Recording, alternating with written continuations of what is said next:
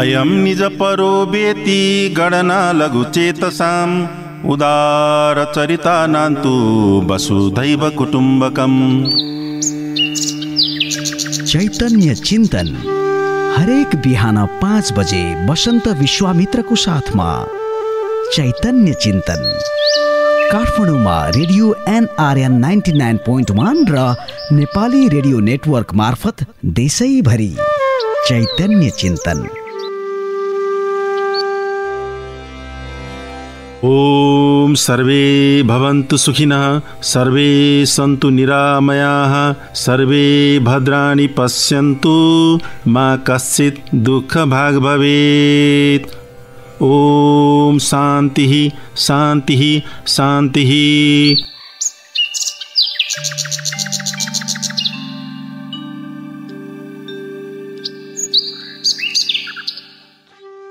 नमस्कार, म बसन्त विश्वामित्र बिउझाउन आइसकेको छु चैतन्य चिन्तनका साथमा।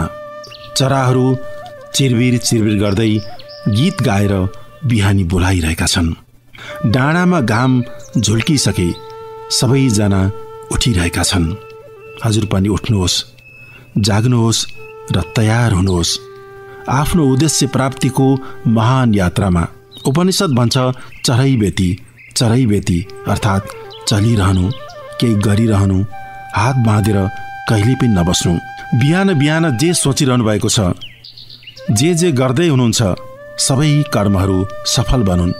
देश विदेश जहाँ भए पनि खुसी र सुखी रहनुहोस्। शारीरिक, मानसिक र आध्यात्मिक रूपले स्वस्थ र मस्त रहनुहोस्। धेरै धेरै शुभकामना छ। भनिन्छ बिहानीले शुभ दिनको सङ्केत गर्दछ। हामी पनि आजको दिनलाई शुभ, फलदायी र उत्सवमय बनाउन भगवान शिवले माता पार्वतीलाई सुनाएको अमृत कथा अर्थात् रामकथा सुनौं र सुनाऊं।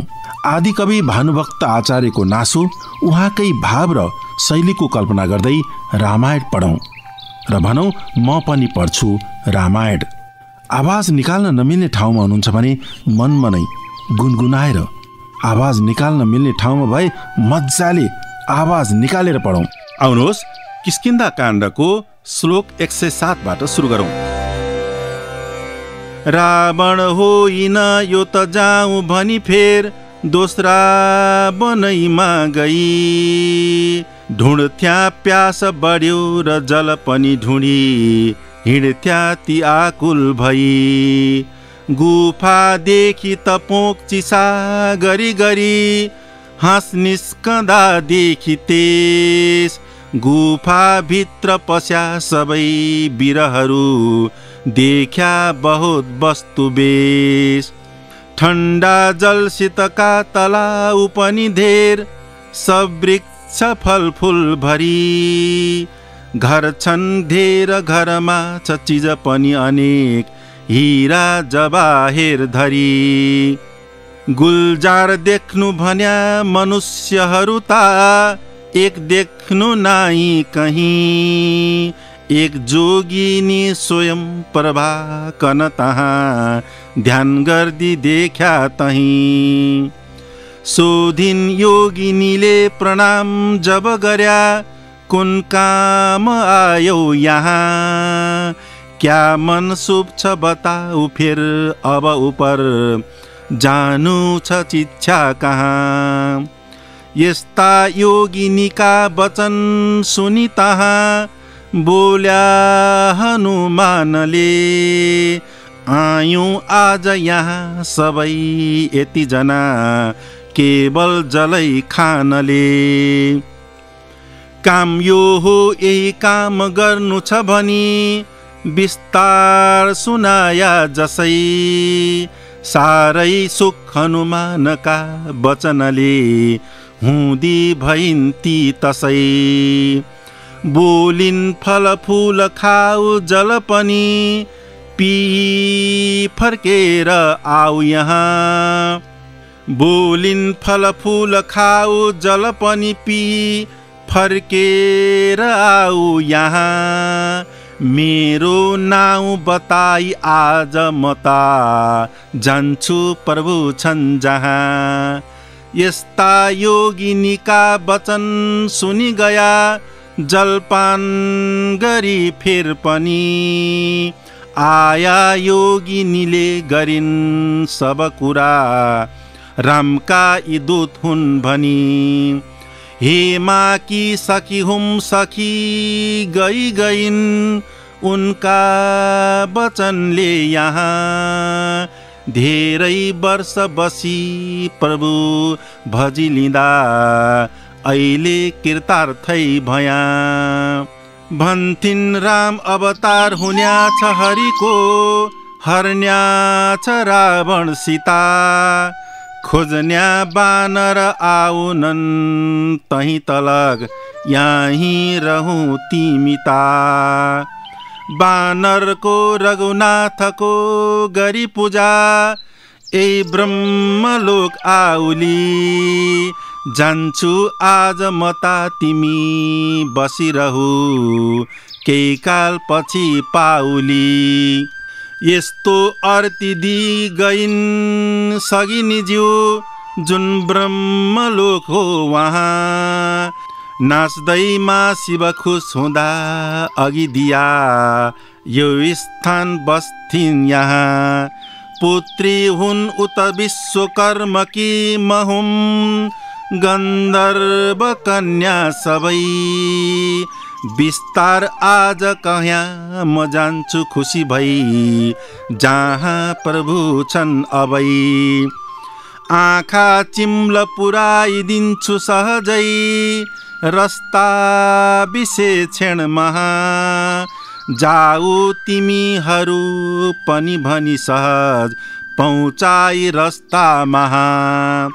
श्री रामचन्द्र थिए ती योगिनी गइन् बानर पुग्या रस्तीमा।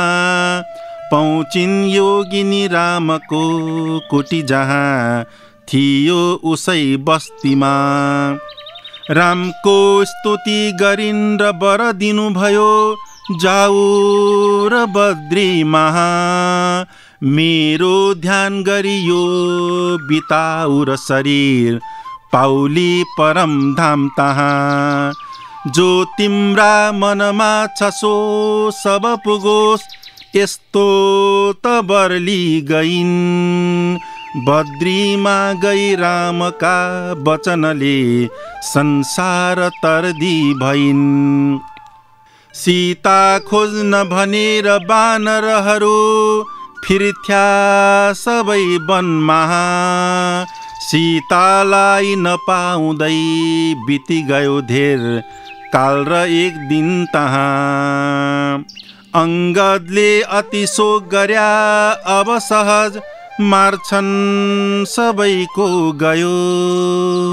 प्यारो प्राण गरौँ कसो अब मर्यौँ बाँच्नु यहीँ तक भयो। अहिले हामीले 116औं श्लोकसम्म वाचन गर्यौं।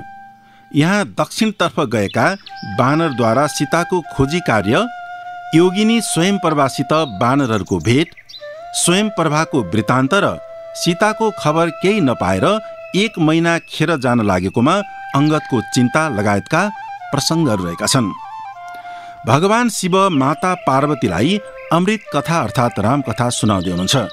शिव भन्नुहुन्छ, हे पार्वती, सीतालाई खोज्दै विन्ध्याचलको घोर वनमा घुमिरहेका ती बानरहरूले मृग र हात्तीहरूलाई खाइरहेको एक डरलाग्दो राक्षस देखे। रावण हो भन् ठानेर बानरहरू चिच्याउँदै मुड्की प्रहार गरेर त्यसलाई मारिदिए। सजिलै मरेको देखेर यो रावण होइन भन्ने सम्झेर उनीहरू फेरि अर्को घना जङ्गलमा पसे। त्यो घना जङ्गलमा तिर्खाएका ती बानरहरूले पानी भेटेनन्। घनघोर जङ्गलमा घुम्दा घुम्दा घाँटी ओठ तालु सबै सुकेका बानरहरूले त्यहाँ एउटा घाँस र लहराले ढाकिएको गुफा देखे। पखेटा भिजाएर कराङकुरुङ र हाँसहरू त्यस गुफाबाट निस्किएको देखेपछि त्यहाँ पक्कै पानी छ, यहाँ प्रवेश गरौँ भनी हनुमान पहिले प्रवेश गरेर सबै एक अर्काको हात समातेर उत्सुक हुँदै हनुमानको पछि पछि लागे। अँध्यारो गुफाको भित्र प्रवेश गरेर धेरै पर पुगिसकेपछि बानरहरूले मणि जस्तो निर्मल जल भएका सुन्दर जलाशयहरू देखे। त्यहाँ कल्प वृक्ष झैँ पाकेका फलहरूले झुकेका वृक्षहरू थिए, जहाँ महका चाकाहरू झुन्डिएका थिए। त्यस्तै मणि वस्त्र आदिले परिपूर्ण सर्वगुण सम्पन्न घरहरू थिए। ती घरहरूमा दिव्य भक्ष्य भोज्य खानेकुराहरू सबै थिए, तर कोही मान्छे थिएनन्। यो सबै देखेर आश्चर्यचकित भएका बानरहरूले त्यहाँ एउटा सुवर्णमय आसनमा बसेर ध्यान गरिरहेकी योगाभ्यासमा लीन कान्तिले धपक्क बलेकी योगिनी स्त्रीलाई देखे। यो प्रसङ्गलाई अध्यात्म रामायणमा यसरी उल्लेख गरिएको छ। प्रणेमुस्तां महाभागं भक्त्या भित्या च बानराः दृष्ट्वा तान् बानरान् देवी प्राह यूयं किमागताः कुतो वा कस्य दूता वा मत्स्थानं किं प्रदर्शथ तच्छ्रुत्वा हनुमानाः शृणु वक्ष्यामि देवी ते। बानरहरूले डराउँदै डराउँदै ती योगिनीलाई भक्तिपूर्वक नमस्कार गरे। ती बानरहरूलाई देखेर योगिनीले भनिन्, तिमीहरू किन आएका हो? कहाँबाट आएका हो? अथवा कसका दूत हौ? किन मेरो ठाउँमा आएर होहल्ला गरिरहेका छौ? यो सुनेर हनुमानले भने, देवी सुन्नुहोस्, म हजुरलाई सबै कुरा बताउँछु। अयोध्याधिपति श्रीमान राजा दशरथ प्रभु तस्य पुत्रो महाभागो ज्येष्ठो राम इति श्रुतः। हे देवी, अयोध्याका शक्तिशाली राजा दशरथ हुनुहुन्छ। उहाँका राम नामले प्रसिद्ध ज्येष्ठ सुपुत्र हुनुहुन्छ। पितुराज्ञां पुरस्कृत्य सभार्य सानुजो वनं गतस्तत्र ऋता भार्या तस्य साध्वी दुरात्मना रावणेन ततो राम सुग्रीवं सानुजो ययौ। पिताको आज्ञाको पालना गर्नका लागि उहाँ आफ्नी पत्नी सीता र भाइ लक्ष्मणका साथ वनवास आउनुभयो। त्यहाँबाट दुरात्मा रावणले उहाँकी पतिव्रता पत्नी सीताको हरण गर्यो। त्यसपछि श्रीराम आफ्ना भाइ लक्ष्मण सहित सुग्रीव कहाँ आउनुभयो। सुग्रीवो मित्र भावेन रामस्य प्रिय बल्लभाम मृगयद्धोमिति प्राह ततो वयमुपागता। सुग्रीवले पनि मित्रता स्वीकार गरी रामकी प्रिय पत्नी सीताको खोजीका लागि हामीलाई पठाउनुभयो। हामी सीतालाई खोज्दै यस जङ्गलमा आइपुगेका छौँ। ततो वनं विचिन्वन्तो जानकीं जलकाङ्क्षिणः प्रविष्टा गौहरं घोरं देवा दत्र समागताः त्वं वा किमर्थमत्रासि का वा त्वं वद न शुभे। अत्यन्त तिर्खा लागेकोले जल खोज्दै डरलाग्दो गुफामा प्रवेश गरेका हामी भाग्यले यहाँ आइपुग्यौँ। हे देवी, बरु हजुर पो को हुनुहुन्छ र यहाँ के गरिरहनु भएको छ? हामीलाई बताउनुहोस्। योगिनी च तथा दृष्ट्वा बानरान् प्राह रिष्टदिः यथेष्टं फलमूलानि जग्ध्वा पीत्वा मृतं पयः आगच्छत ततो वक्षे मम वृत्तान्तमादितः। त्यो सब देखेर प्रसन्न भएकी योगिनीले बानरहरूलाई भनिन्, पहिले मन लागे जति फलफुल र अमृत तुल्य जल पिएर आऊ, अनि मेरो कहानी सुरुदेखि म सुनाउने छु। तथेति भुक्त्वा पीत्वा च रिष्टास्ते सर्व बानराः देव्या समीपं गत्वा ते बद्धाञ्जलि पुटा स्थिताः तत प्राह हनुमन्तं योगिनी दिव्य दर्शना। सबै बानरहरू पनि हस भनी फल खाएर जल पी सन्तुष्ट भए। योगिनीको नजिकै गई दुवै हात जोडेर नमस्कार गरी बसे। त्यसपछि सुन्दर स्वरूप भएकी योगिनीले हनुमानलाई भनिन्, हेमा नाम पुरा दिव्य रूपिणी विश्वकर्मणः पुत्री महेशं नृत्येन तोषयामास भामिनी। पहिले विश्वकर्माकी हेमा नाम गरेकी दिव्य रूपिणी पुत्री थिइन्। ती सुन्दरीले आफ्नो नृत्य कलाले भगवान शङ्करलाई सन्तुष्ट पारिन्। तुष्टो महेश प्रददा विदं दिव्यपुरं महत् अत्र स्थिता सा सुदती वर्षाणामयुतायुतम्। सन्तुष्ट भएका भगवान शङ्करले उनलाई यो सुन्दर नगर उपहार दिनुभयो। ती सुन्दरी यस नगरमा हजारौं वर्षसम्म बसिन्।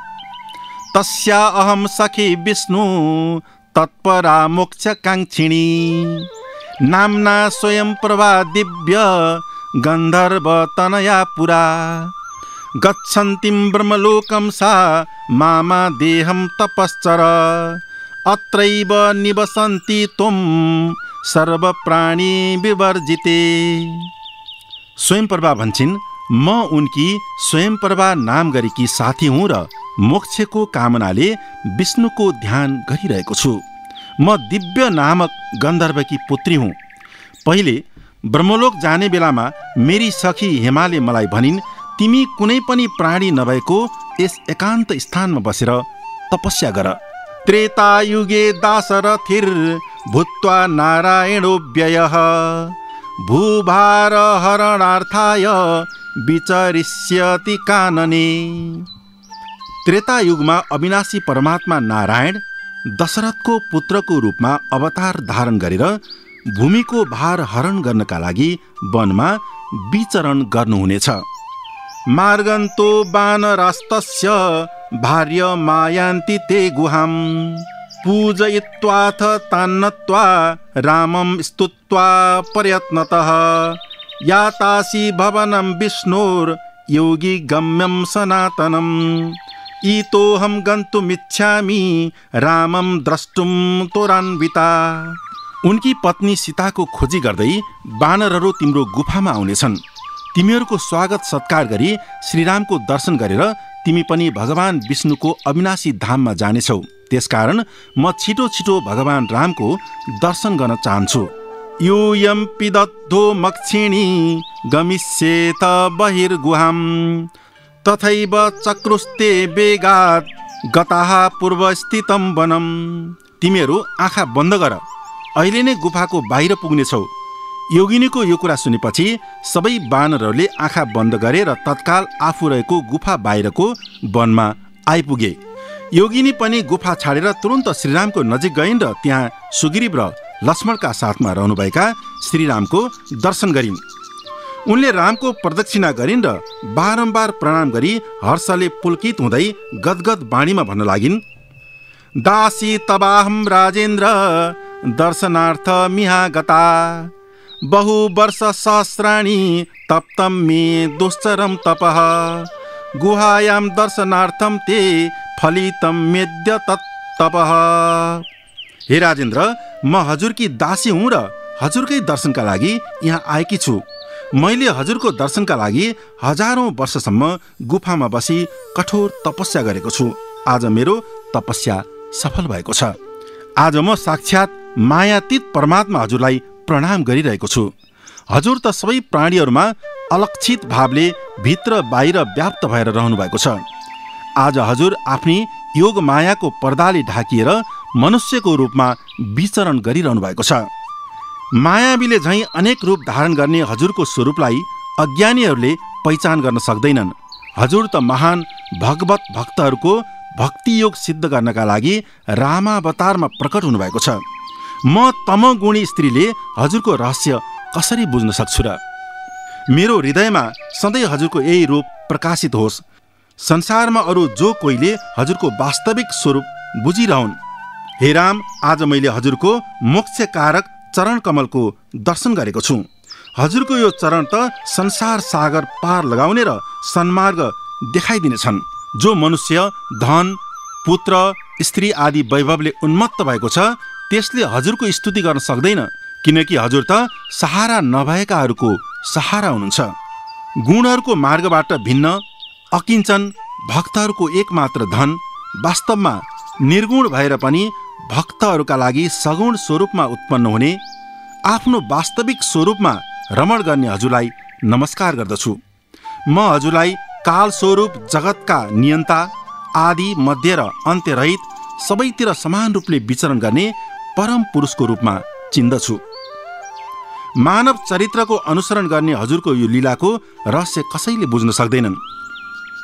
हे प्रभु, वास्तवमा हजुरको कोही प्रिय अप्रिय वा उदासीन छैन, किन्तु हजुरको मायाद्वारा मोहित चित्त भएका अज्ञानीहरूले हजुरलाई ती रूपमा देख्दछन्।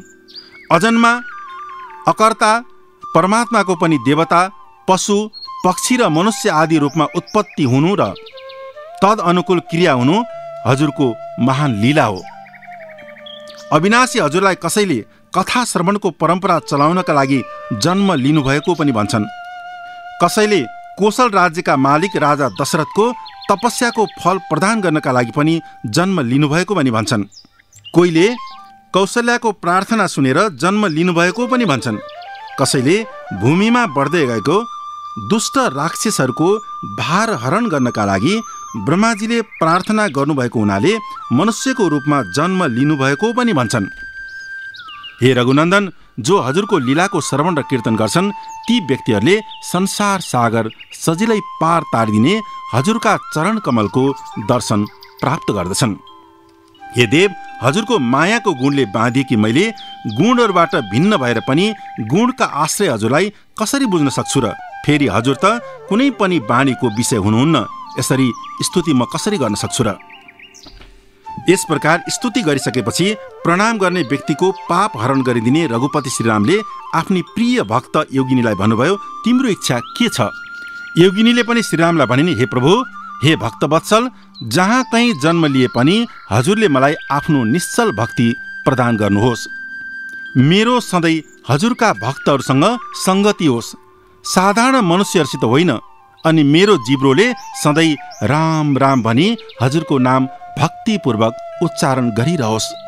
मेरो चित्तले सीता र लक्ष्मणका साथ विराजमान पीताम्बरधारी मुकुटद्वारा सुशोभित बाला, नुपुर र मोतीको मालाले युक्त कौस्तुभ कुण्डले शोभायमान हजुरको श्यामल रूपको चिन्तन गरिरहोस् प्रभु।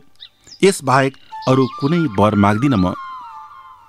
योगिनीको यस्तो स्तुति सुनेर श्रीराम भन्नुहुन्छ, हे देवी, तिमी अब बदरीका आश्रम जाऊ, त्यही तिमी मेरो स्मरण गर्दै आफ्नो पाञ्च भौतिक देह उत्सर्जन गरेर परमात्मा स्वरूप ममा लीन हुनेछौ।